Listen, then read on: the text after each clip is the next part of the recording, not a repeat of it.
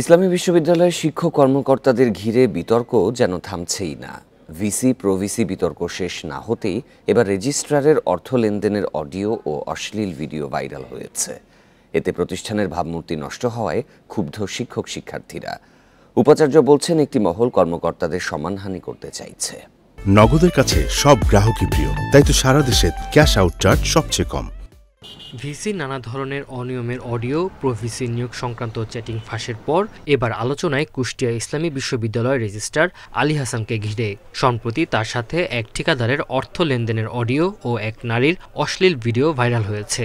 এতে শিক্ষার্থীরা ক্ষুব্ধ।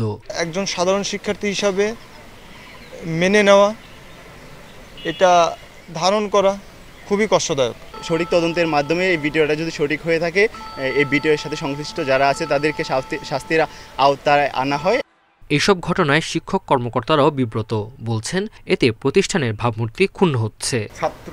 ছাত্রী থেকে শুরু করে কর্মকর্তা, কর্মচারী, শিক্ষক সবাই এটাতে বিব্রত বোধ করে এবং বিচলিত হয়। এবং আমি যদি নিজেই দুর্বল হই, আমার সন্তানকে শাসন করাও তো আমার জন্য খুব কঠিন হয়ে যায়। অডিও ভিডিও যে ভাইরালগুলো হচ্ছে, সে বিষয়গুলো আমরা দেখতেছি পত্রপত্রিকায় বা মোবাইলে, ফেসবুকে, আইডিতে, কিন্তু সেই ক্ষেত্রে কোনো পদক্ষেপ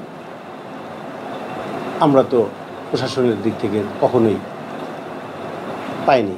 কর্মকর্তাদের সম্মানহানির জন্য একটি মহল অপপ্রচার চালাচ্ছে বলে দাবি উপাচার্যের। দুর্নীতি হলে প্রাতিষ্ঠানিক অভিযোগ জানানোর আহ্বান তার। উনি ওনার কাছ থেকে টাকা নিয়েছেন এবং এই টাকাটা এই যে এখানে এই যে টাকা জমা দিচ্ছে, এই যে চেক নাম্বারে, তো এরকম ডকুমেন্ট দিয়ে, তা নাহলে এটা হচ্ছে আমার মনে হয় যে শুধুমাত্র যেন একটা মেলাইন করা, একজনের মান সম্মান হানি করে।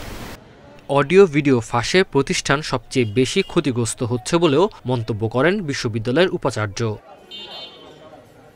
Independent news.